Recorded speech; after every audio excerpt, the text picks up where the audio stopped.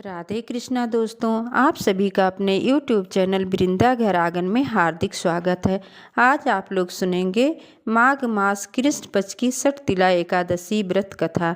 एक बार युधिष्ठिर जी ने भगवान श्री कृष्ण से पूछा कि हे प्रभु, माघ मास के कृष्ण पक्ष में कौन सी एकादशी पड़ती है और उसके लिए कैसी विधि है तथा उसका क्या फल है, कृपा करके मुझे बताइए। तब श्री कृष्ण जी बोले कि हे राजन सुनो, माघ मास के कृष्ण पक्ष की जो एकादशी है वह षठ तिला के नाम से प्रसिद्ध है, जो सब पापों का नाश करने वाली है। अब तुम षठ तिला की पाप हारनी कथा सुनो, जिसे मुनिश्रेष्ठ पुलस्त ने दालभ्य से कहा था। दालभ्य ने पूछा, ब्राह्मण, मृतलोक में आए हुए प्राणी प्रायः पाप कर्म करते हैं, उन्हें नरक में न जाना पड़े, इसके लिए कौन सा उपाय है, बताइए। दालभ्य ऋषि की बात सुनकर पुलत्स ऋषि ने कहा कि हे मुनिश्रेष्ठ, आपने मुझसे अत्यंत महत्वपूर्ण प्रश्न किया है। इससे संसार में मनुष्यों का बहुत लाभ होगा। जिस रहस्य को इंद्र आदि देवता भी नहीं जानते, वह रहस्य मैं आपको अवश्य बताऊंगा।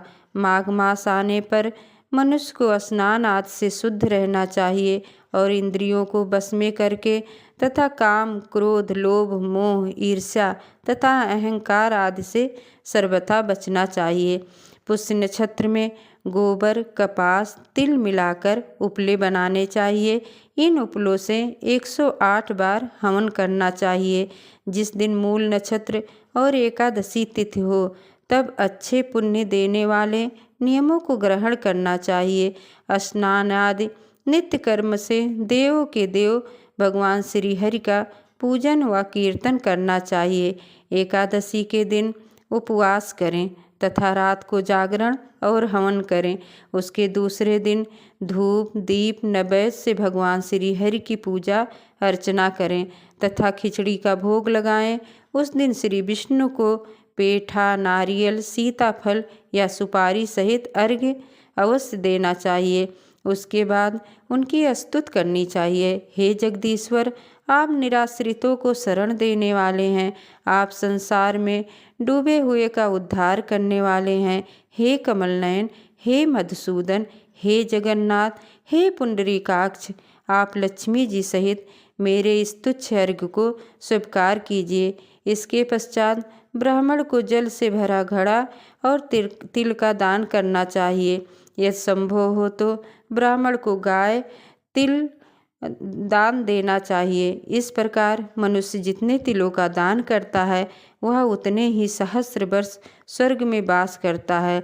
तिल स्नान, तिल उपटन, तिलोदक, तिल का हवन, तिल का भोजन, तिल का दान, इस प्रकार 6 रूपों में तिल का प्रयोग षठ तिला कहलाती है। इससे अनेक प्रकार के पाप नष्ट हो जाते हैं। इतना कहकर पुलस्त ऋषि ने कहा, अब मैं एकादशी का कथा सुनाता हूँ। प्राचीन काल में मृतलोक में एक ब्राह्मणी रहती थी। वह सदा व्रत उपवास किया करती थी। एक बार वह 1 मास तक उपवास करती रही। इससे उसका शरीर बहुत कमज़ोर हो गया। वो अत्यंत बुद्धिमान थी। फिर उसने कभी भी देवताओं तथा ब्राह्मणों के निमित्त अन्न आदि का दान नहीं किया। मैंने चिंतन किया कि इस ब्राह्मणी ने उपवास आदि से अपना शरीर तो पवित्र कर लिया है तथा इसको वैकुंठ लोक भी प्राप्त हो जाएगा, किंतु इसने कभी अन्न दान नहीं किया है।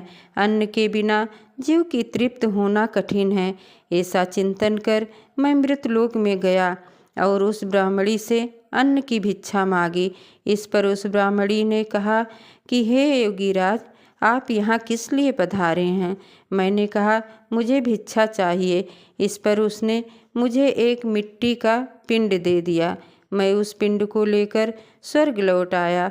कुछ समय व्यतीत होने पर वह ब्राह्मणी शरीर त्याग कर स्वर्ग आई।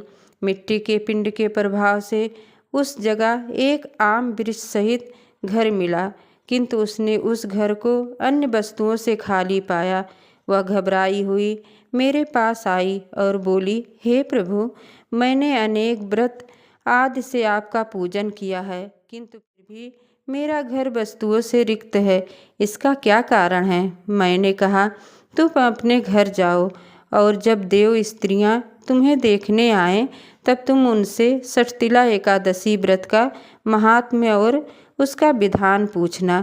जब तक वह न बताएं तब तक द्वार नहीं खोलना।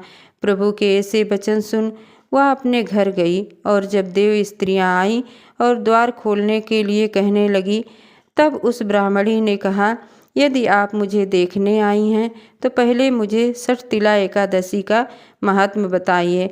तब उनमें से एक देव स्त्री ने कहा, यदि तुम्हारी यही इच्छा है तो ध्यानपूर्वक श्रवण करो। मैं तुमसे एकादशी व्रत और उसका महात्म्य विधान सहित कहती हूँ। जब उस देव स्त्री ने षठतिला एकादशी का महात्म्य सुना दिया तब उस ब्राह्मणी ने द्वार खोल दिया। देव स्त्रियों ने ब्राह्मणी को सब स्त्रियों से अलग पाया। उस ब्राह्मणी ने भी देव स्त्रियों के कहे अनुसार षठतिला एकादशी का व्रत उपवास किया और उसके प्रभाव से उसका घर धन धान्य से भर गया। इस प्रकार जो कोई भी षठतिला एकादशी का व्रत विधि विधान से करता है उसके जन्म जन्मांतर के पाप मिट जाते हैं। एक बार प्रेम से बोलिए विष्णु भगवान की जय। एकादशी माता की जय।